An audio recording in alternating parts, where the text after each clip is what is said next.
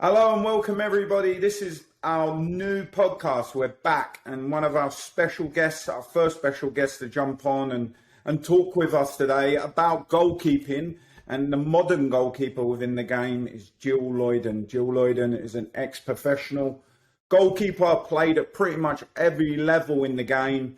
And today we're going to talk goalkeeping and the game of soccer. So Jill, why don't we get started? Who is Jill Loyden? My name's Jill. I was a professional for 7 years. I went to Villanova where I competed collegiately and then moved on and played in the WPS and was drafted to a team called St. Louis Athletica where I met Hope Solo, who many of you are familiar with, and Paul Rogers. And from there, my career kind of really took off once I got some really good coaching and was in like a good environment. Played professionally for a long time, was on the U.S. women's national team for a bit, went to World Cup and Olympics. And, you know, when I was still playing, I had this vision to help goalkeepers because when I was growing up, I didn't really have access to coaching. My first goalkeeper coach I had was in college, and that was the coach that kind of ignited my passion for the position and the game. And now I want to give back and I want to help the next generation take their next step, find their passion, find who they are through sport. So now I get to work with kids ages 8 to professional at the Keeper Institute, which is a indoor facility that I own, just working predominantly on the goalkeeping position. Excellent. So why don't we go back to perhaps where it all started for you, Jill, and how did you originally get involved with soccer? You know, I'm the youngest of 3 boys, so I basically followed my brothers everywhere when I was a young kid. So how did you originally get involved in soccer? Yeah, I didn't start playing soccer till I was 8. I just had a ton of energy, and my parents were like, get out of the house and go play a sport so you can get rid of all that energy. I was a really athletic kid. I played basketball with our neighbors in the street, every sport growing up outside with my friends. But soccer really stuck. The second game that I ever played, our goalkeeper refused to use her hands. And so they were like, you're the biggest kid and the most athletic, so get in there. And I think we lost every game 6-0 that year. But I fell in love with it, and it just felt right. It felt at home, and I really, really enjoyed it. Did you have siblings? Do you have siblings? Yeah, but they don't do sports. They don't do sports? No, my younger sister was a little bit of a social butterfly. My brother played golf, but no, it was, I don't know, I'm a little bit of an odd bird, I guess, in my family. So growing up then, so you started playing soccer, you know, your siblings didn't play soccer. Did you play any other sports? Were there any other sports that sort of built into perhaps your mechanics of becoming a goalkeeper, if you like? You know, I played t-ball, but that was too boring for me. Like I never got the ball, so I didn't prefer that. And then I played soccer, and then, you know, I grew up in just playing in the streets with kids. Well, we would play basketball every single day. So when I got to high school, my mom was a single parent, and she couldn't drive me everywhere for soccer. So I decided to play basketball in high school just to stay in shape and stay fit. And then my junior year, I needed driving lessons in order to get my license. And so the softball coach was like, if you play softball, I will give you free driving lessons. So I played softball in high school as well. So I played 3 sports. Very cool. So you just said there you grew up like playing in the streets. Like how important do you think that is in terms of like intrinsic learning for soccer players? And the only reason I say that is like I said, I'm the youngest of 3 boys. I grew up in inner city London where there wasn't an awful lot of grass and we literally played on the streets.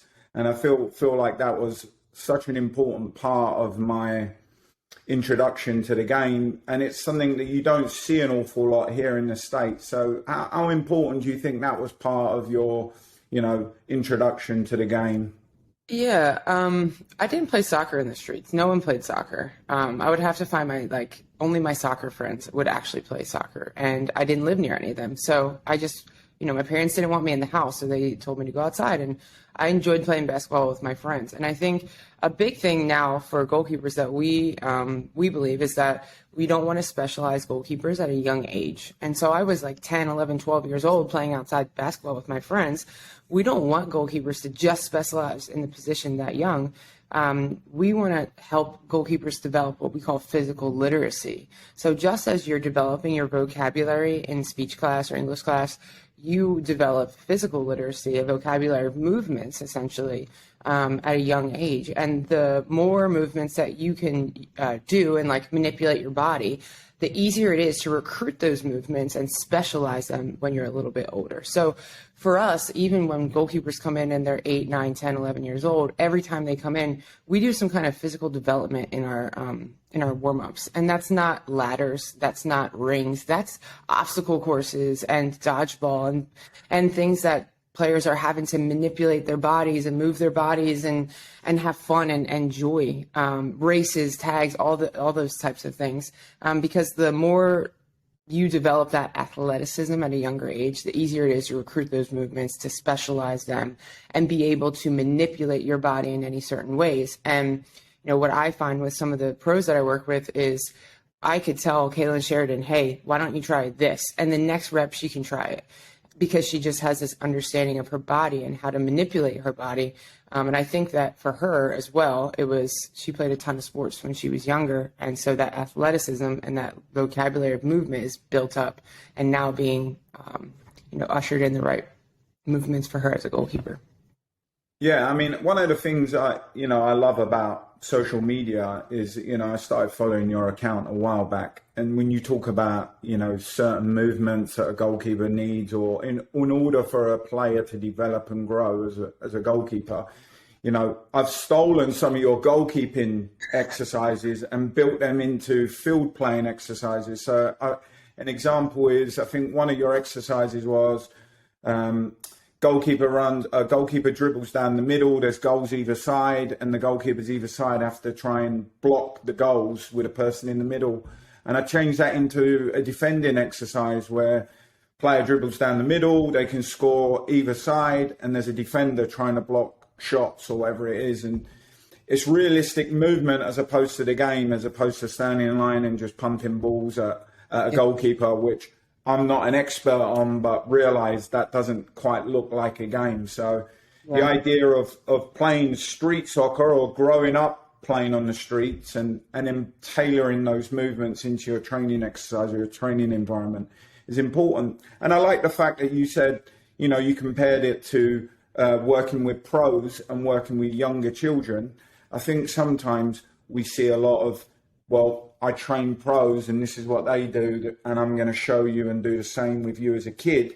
And that's not necessarily the way. And, it takes somebody who's very crafted and understands their craft to be able to distinguish those differences of, this is an area of the game where you can work on, but I'm going to train these two age groups or these two levels completely differently, right.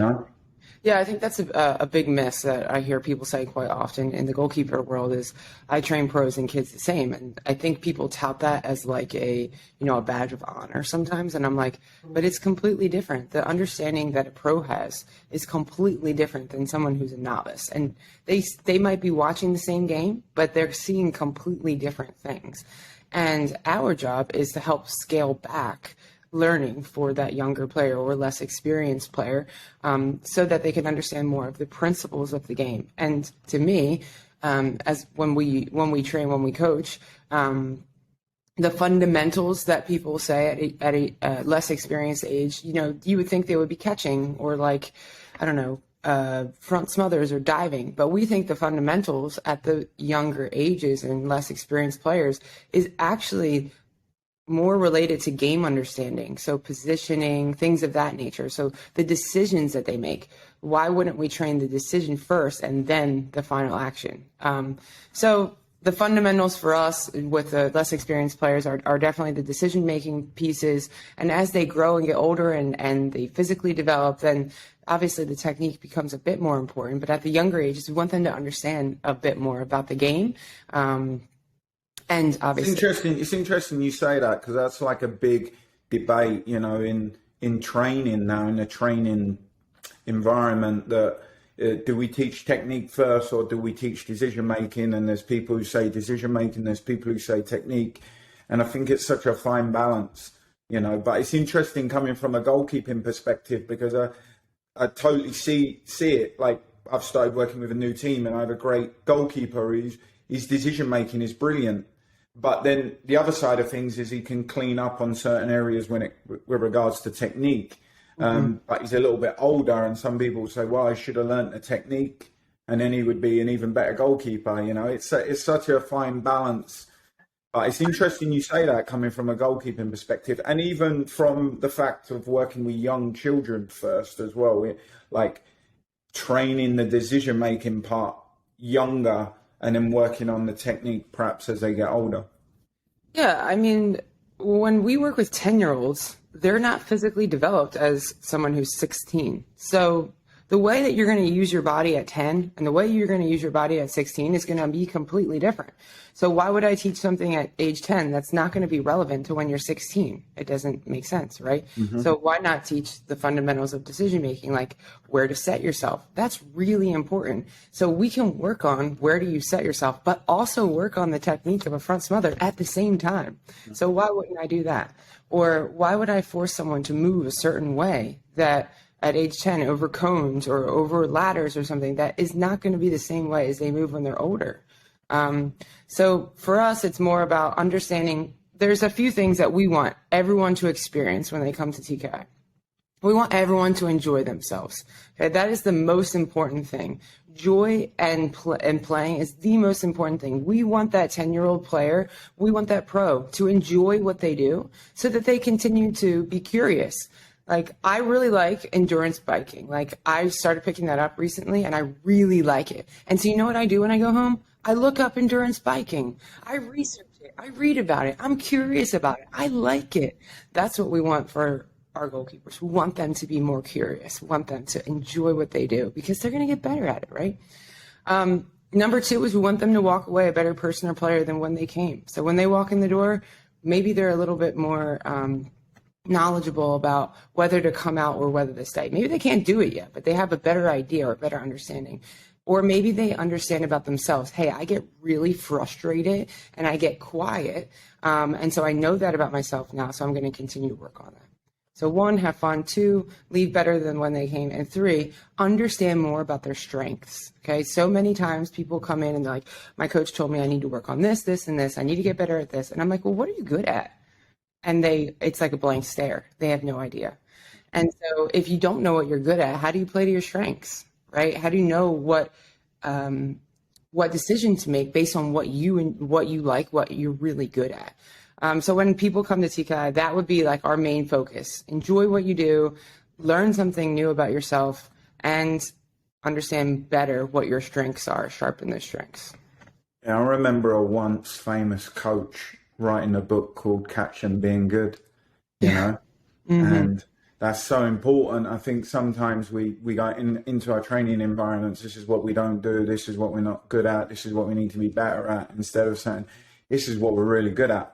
And can we get even better at this? So when we step on the field, we can dominate completely in this area or this part of the game. And I love that attitude.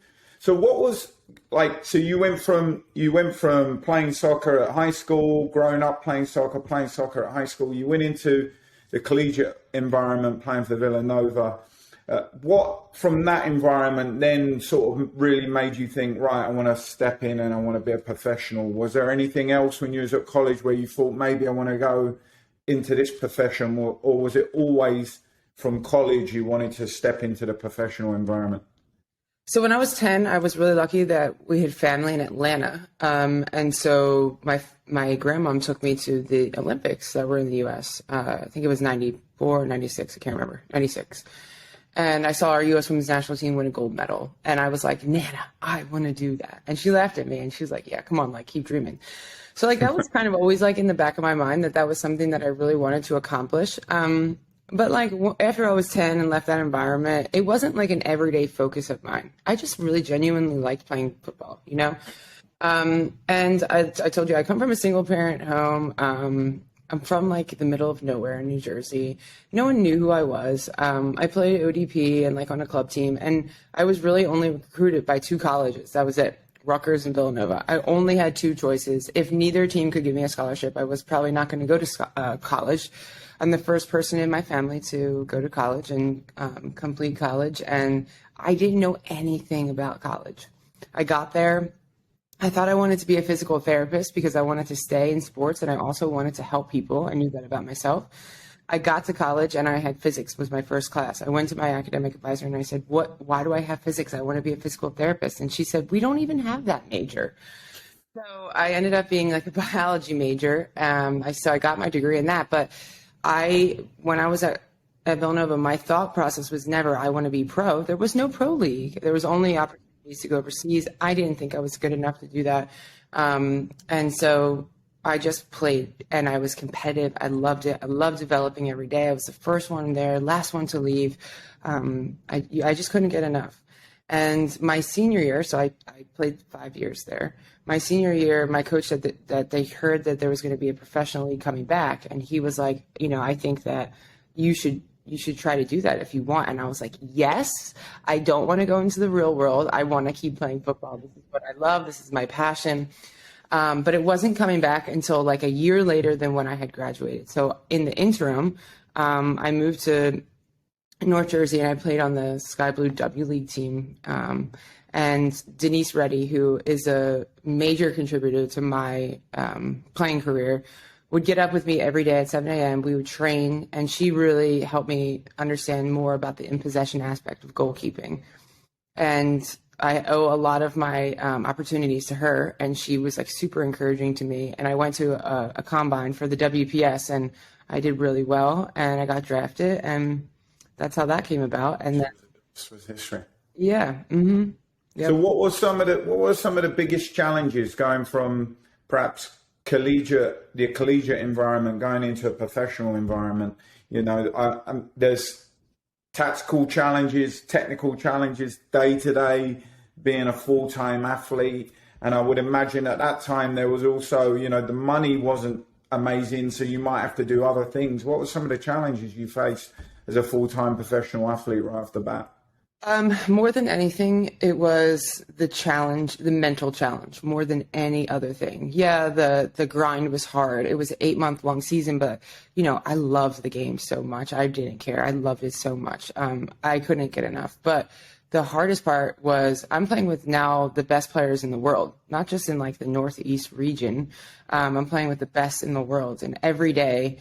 I mean, my first couple of weeks, I felt like I didn't even see the ball go in the goal until it was like already past me. And I was getting whiplash from my head turning so fast to look in the goal because the ball was going in there.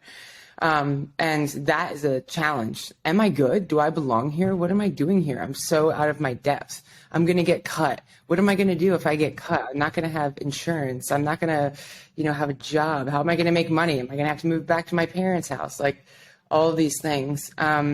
And to be quite frank, I think that that was the hardest part for me that I never adjusted to. I could never adjust to that kind of pressure and anxiety and stress because I'd never dealt with that before as a player. I was always the best player on my team, on my club team, on my college team. And if I made a mistake, I knew I was going to get 10 more opportunities to shine. But not at the pro level. Everybody's good. Everybody wants your job. Everybody wants to play. And then even on the national team, it gets harder because now you're playing for contracts and you're playing for rosters. And it was just a part of the game I'd never experienced before. And I was very much out of my depth. I was very technical. What would you say? You say that was like one of the biggest challenges for you mentally, that you never quite overcome it. Yeah. What advice would you give a younger player now that's about to make that jump, or even has just made that jump? What are some of the tips maybe that you would give them that would help them make that process or that pathway a little bit smoother?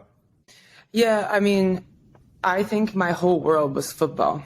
So if I had a good day of training, I was the happiest person in the world. And if I had a terrible day at training, no one wanted to be around me because my whole everything was football. My identity was football. My worth was football. My value was football. So if I performed and I achieved, then I felt worthy of being loved. Or if I achieved something, then I got a lot of affirmation and a lot of praise, and I needed that. And I didn't know at the time that I needed that. I didn't realize that I didn't have a sense of who I was without football. And yes, I played football. Now I know this. I played football, but that's not who I was. And the best parts about me have nothing to do with the soccer ball. And I didn't know that. I just thought that my worth was determined based on my performance. And so a big reason why we started the Keeper Institute is because many people feel the same way. Goalkeeping is a very lonely position. There aren't many people who are educated on the position. And so usually if the ball goes in the back of the net, the goalkeeper feels like it's their fault, or there's just so much pressure. Even now on 10-year-olds, there's so much pressure. They don't want to get yelled at by their coach, And so I truly believe that this is the biggest thing that we help young players with, pro players with, is understanding who they are outside of football, outside of their performance, and that they don't need that achievement to feel worthy and valued. Like, they're already amazing who they are right now. And I think that knowing the difference between I play soccer and I am a soccer player, that's a big difference to me. I mean, it's massive. I mean, I think this is something we sort of briefly discussed via DM, It's something that even as a person who's been in the game so long, only recently I think I've discovered that myself. Sometimes we get caught up in, we must be very good at our profession, we must move to the next level, we must coach at the highest level. And sometimes it's hard to then distinguish who you are and the game at the same time, And a lot of the times, if you actually discover the type of person you are and you bring those qualities into the game, you generally, or from my own reflection, have a better time when you step on the field. Yes. Even from a coaching perspective and even as a player. And I think it goes back to perhaps training those positive moments in your environment. If you focus on the things that bring out the colour in people and bring out the magic in people, that when they step onto the field, they tend to have more fun, they tend to take more risks, they tend to buy into what you're asking them to do, and it becomes a way more enjoyable environment for everyone all around, the coaches, the players, the parents. But I definitely think the pressure on young players specifically has gone through the roof, and it's down to us coaches on how we manage that. And even going back to what we were saying about you and the challenges that you faced mentally when you made that step to pro, I think the more we can change the environment to make it positive and about the kids and put the kid at the center of everything that we do, the more we're going to have an enjoyable environment to work in for everyone all around. Yeah, I think too, something that Pia Sundhage would always say is enjoy the present. And it's so cliche, right? And when you're in that moment and your coach is telling you to enjoy the present, you're like, yeah, but I got all these goals, right? And it's not a conscious decision to not enjoy the moment, but it's like, well, I have these goals and every single thing I do is to get me to that goal. And you miss why you do it. You miss the joy of being there. So then you realize 10 years later, once you achieve your goal potentially, oh, wow, I'm only satisfied for 5 minutes. Well, what's next, right? And you're always just in that what's next, climb the ladder, get better, get here. And you miss why you actually play the game. And it's for the enjoyment. I'm not saying fun, like it's not always fun, right? And not every day is enjoyable, but the majority of your day, I enjoyed that. Even though it was really hard, I enjoyed that. We have this challenge and we didn't do well, but I'm still enjoying it. And the outcome is not the reward. The journey every day is the reward because you get to do something that you really enjoy. So I think if we can shift the mindset from in the future, when I get to my goal, I'll be happy, to I'm happy right now because I have everything that I need and I'm doing something that I really enjoy. That's the real success, because then you don't need the national team to make you enjoy your experience. You could be joyful playing at whatever level, coaching at whatever level that is right in front of you right now. Yeah, for sure. So what do you think then? I mean, we've spoken about that jump from collegiate to the professional environment, and you're unique in respects that you've played at every level of the game. What do you think are some of the biggest challenges, or what was the biggest challenge for you jumping from the pro environment to the national team environment? I mean, the same thing. You've got Alex Morgan shooting on you every day. And when I was playing Pino and Lauren Cheney, and they're special players, the best in the world. And you have to train along the side of the most decorated goalkeeper of all time. She's the best goalkeeper that's ever played women's football. And to come to work every day knowing that no matter what you do, you're not going to play. Like, I was never going to be better than Hope. No matter what I did, I was never going to be better than her. And I was never going to have the amount of experience that she had. All I could do every day was go to my job and make sure that I tried my best to enjoy it and tried my best to develop and make sure that everyone around me was getting better. So that's mentally really tiring. And I'm sure that starters also have mental challenges that are even harder for them. But for me, it was like every single day going to work knowing that no matter what I did, I was not going to play, but I still had a responsibility to myself and my teammates to enjoy it and get better. And it's mentally fatiguing every day to continue to remind yourself that you belong here, that you've done the work, that and then no matter how many times you get scored on, that you still deserve to be there because you've been put there and you have, a job to do. But no matter what level, the mental part at the professional level and the international level, to me, was just so fatiguing. I was probably the most technical goalkeeper in the world, but I could not deal with the pressure. I had a really difficult time making mistakes or making decisions under pressure, because I was so afraid to make mistakes. I was so afraid to be criticized. And I never truly was able to overcome that. But, in the moment, I didn't realize that was it. I didn't realize it was it. I was like, all right, well, I just got to work harder. I got to do more. That wasn't it. If I could go back, I would go definitely take the mental side a lot more serious, maybe get a therapist or a sports psych to be able to help me process some of those things. And then, I lost my sister when I was playing professionally. And so a lot of trauma associated with that. And I never really fully broke that down and was able to process it. And it certainly forced me, it put more pressure on me to perform and achieve my goals, which, looking back, I think didn't really help me. So a lot of mental hurdles that I had to overcome that I never really truly understood until after I stepped away from the game.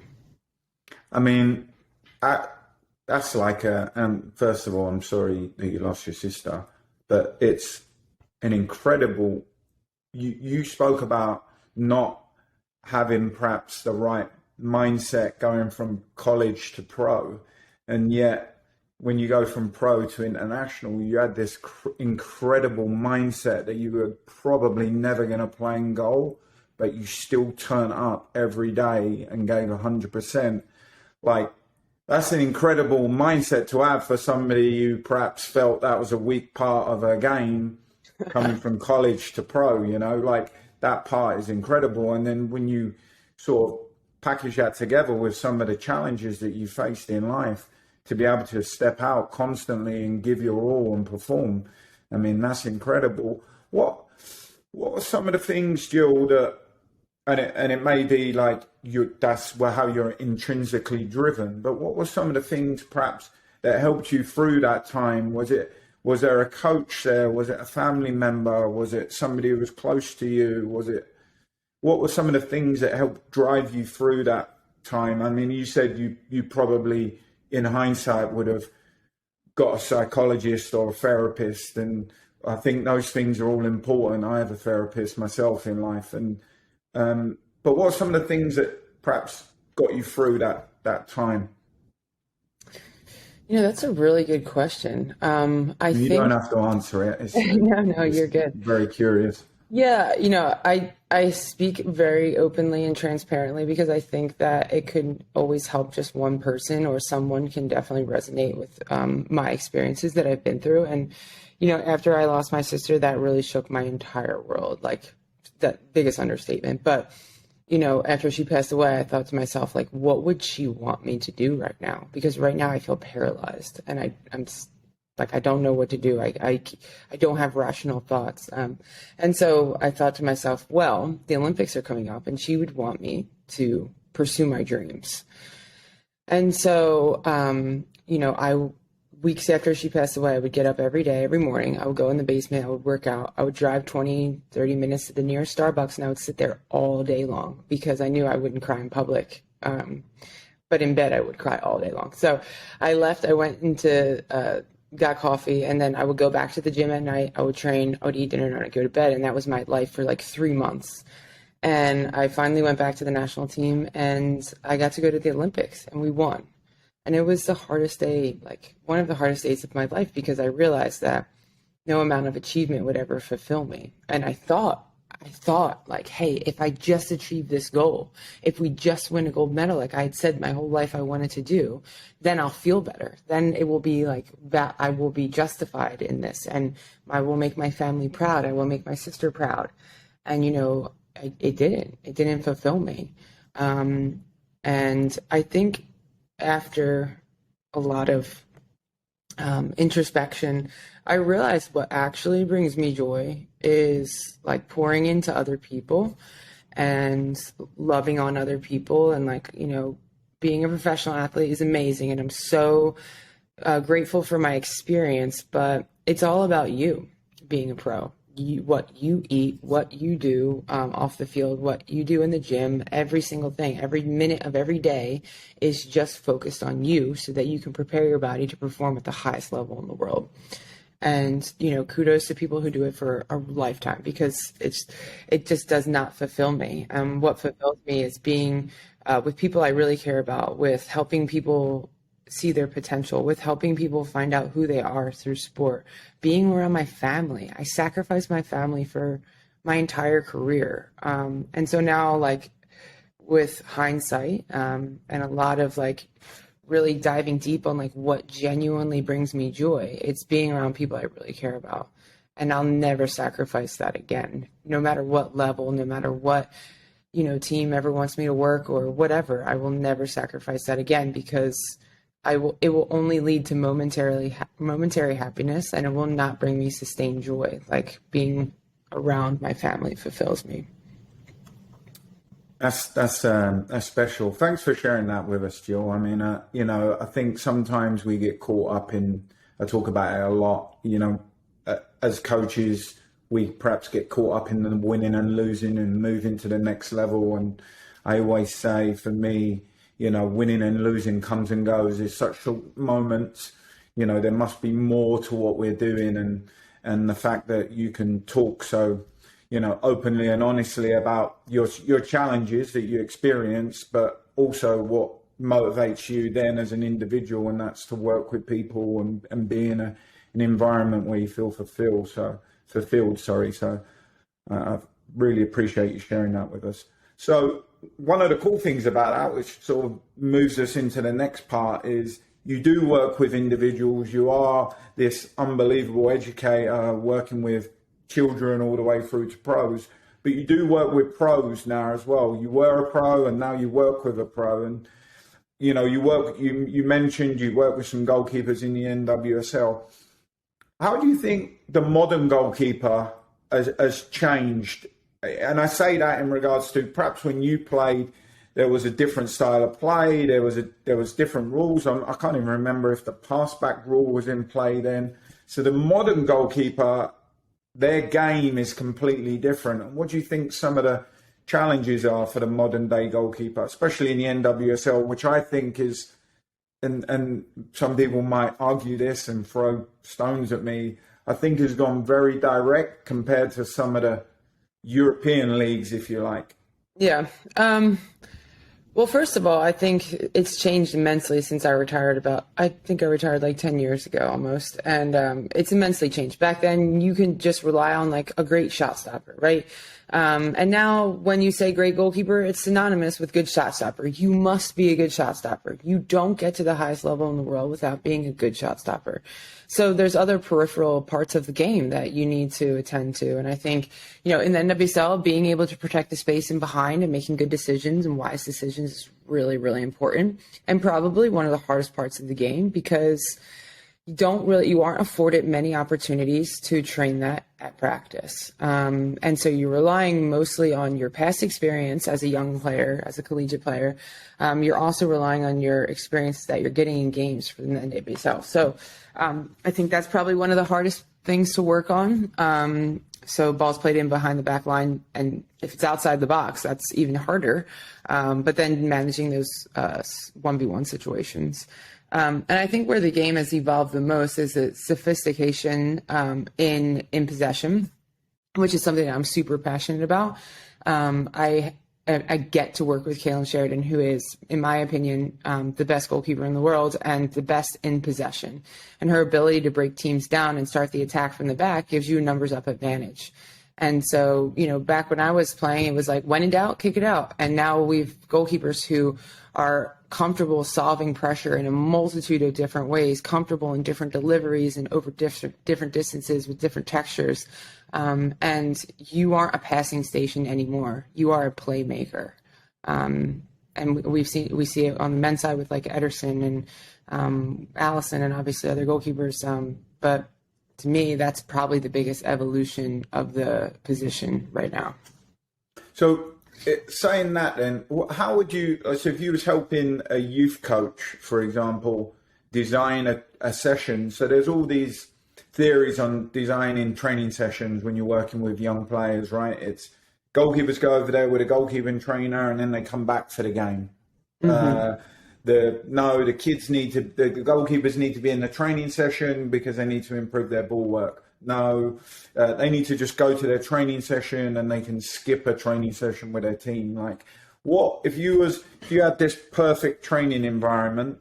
How would you blend the goalkeeper with a team? And I hate even how that sounds, because the goalkeeper is part of the team. And yeah. I often get pulled up on social media because I put 1-4-3-3 and people are like, it's just 4-3-3. And I'm like, well, what did a goalkeeper say about that? Right. But yeah. How would you blend that training environment to sort of, because I had a conversation with a parent last night about, he wants to go to your training. He's a goalkeeper and he wants to go to his goalkeeping session, but he wants to be in your session because you do so much ball mastery at the start. Right? Mm-hmm. So he understands that's an important part of him growing as a goalkeeper. So how would you blend that if you were working with youth coaches and designing sessions for them? Yeah, I think it depends on the age and the skill level.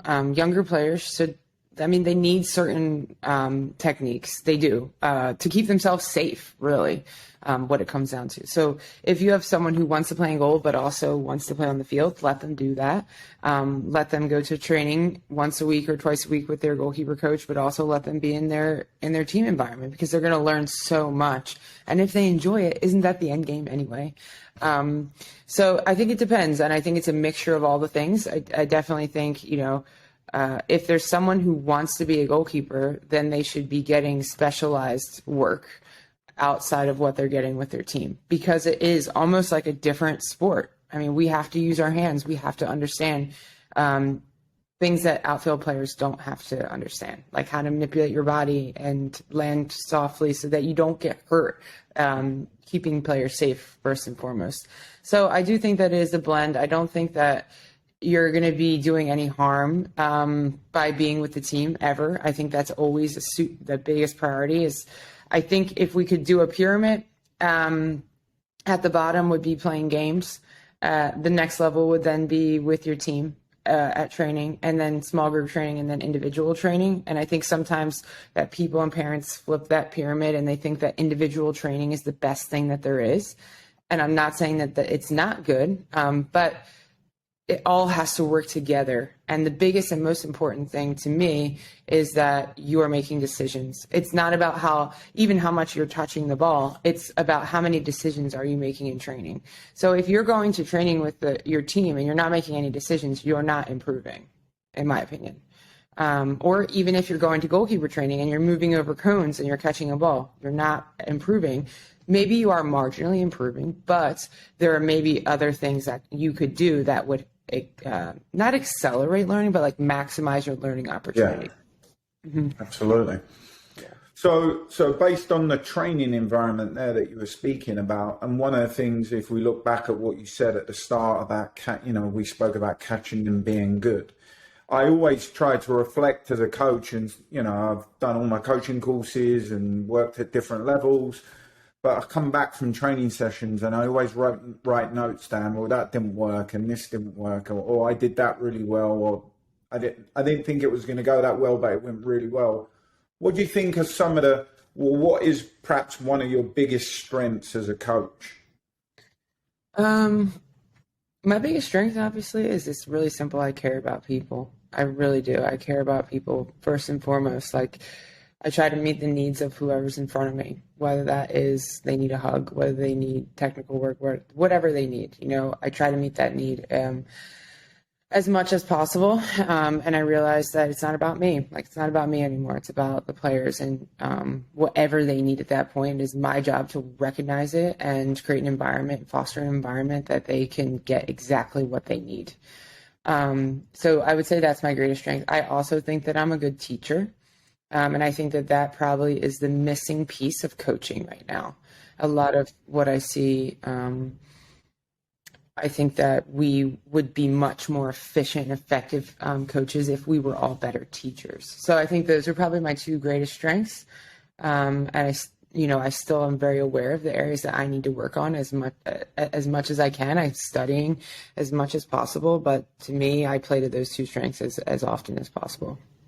Well, I know, like, you obviously spoken a lot about your company, and when we put the podcast live and share some clips, I'll share information on your company as well. But you also have a special event coming up soon in September about mental health, and you have a load of experts, and I believe it's a virtual event. So is that some information you can share on why you decided to do something like that, which is obviously totally different than any sort of soccer education company at the moment?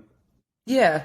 So when I started the Keeper Institute, I didn't want to call it the Jill Loyden Goalkeeper School because it was always going to be bigger than me. It was always going to be a team. And that was the vision I had for the company. And so we have a team of goalkeeper coaches at TKI who all have different skill sets. And we all come together to help each other. And we all come together as a team to provide the best experience that we can. And we often try to identify areas that a lot of people have issues with and a lot of people need more support with. And, we have a coach on our staff. Her name is Christiana Ogunsami. And right now she is studying to get her master's in psychology and eventually her PhD in psychology. She was a goalkeeper and she played at Drexel, where my wife coached. And so she's part of our team, and she is selflessly put together all of these speakers to come in and talk about mental health. And this is a bit reactionary off of what happened to Katie Meyer. She was a player that I got to work with, individually, and that really was a really difficult loss for our community. And we want to do our best to make sure that doesn't happen again. And so we're doing this mental health seminar, and the money that we raise from this, we're going to start support groups for college goalkeepers. So the mental health event will be September 12th from 5 to 8. It'll be virtual. It's free for student athletes. It's $10 for anyone who is not. And it will be 3 hours of straight education. Here is why this is important, and here are practical ways and practical tools that you can use that will help you in these circumstances for whatever you struggle with. It's for players, it's for parents, it's for coaches, it's for young athletes or college athletes. We'll have breakout rooms, and it's going to be really informative. I can't wait to experience it because I know I'm going to learn a lot. But I think what will come from it as well is creating these support groups for college goalkeepers to, have someone moderate discussions about the current obstacles and challenges and the struggles of being a college goalkeeper, because it is very hard. Very hard, yeah. Yeah, I worked in the college game last year, and I sometimes was blown away about their schedules and how they managed to step on the field and give 100% and leave the field and go into a classroom and give 100%. So, yeah, it's very important. Well, that's great. I'll put that information up as well, make sure I share that information. So last question then, because, I don't want to take up too much of your time this morning. If people didn't know Jill Loyden, the soccer coach, do you have any other special talents? And I always like to just throw it out there, because we spoke a lot about being the person away from the soccer field. So do you have any other special talents away from the soccer field? Let's see. I really like woodworking. So Okay. I bought a house and it needed to be completely flipped and gutted. So I did that. And along the way, I learned a lot about tools and how to master tools and build things. And so I've built dining room tables and coffee tables and all kinds of stuff. I really, really enjoy that. I also was training for a marathon, but I hurt my knee. So now I've gotten into biking, and I am biking a 100-mile race in September, which I'm really excited about. So Very I cool. also really enjoy learning new things, because it puts me in the position of what our players feel like. And I really enjoy that, like working through different things and finding out new ways to do things. So yeah, lifelong learner over here. I was just about to say that. I think that shows the type of person you are, soccer aside, that you're a person who likes to learn and understand how things work. So listen, Jill, I really appreciate your time today. Understanding, sometimes I think we do loads of podcasts on how to play systems and how to score more goals and how to defend, and there's not an awful lot out there about what's important from a goalkeeping perspective. So, and just from some of the stuff that we've shared on social media, I think you're an amazing person, and the way that you're trying to educate your players, not just about winning and losing, but trying to build the person and focus on the person first is something that I can relate to. So thank you for your time, and we'll keep track on social media and speak to you soon. Sounds good. Thanks for having me. Cheers, Jill.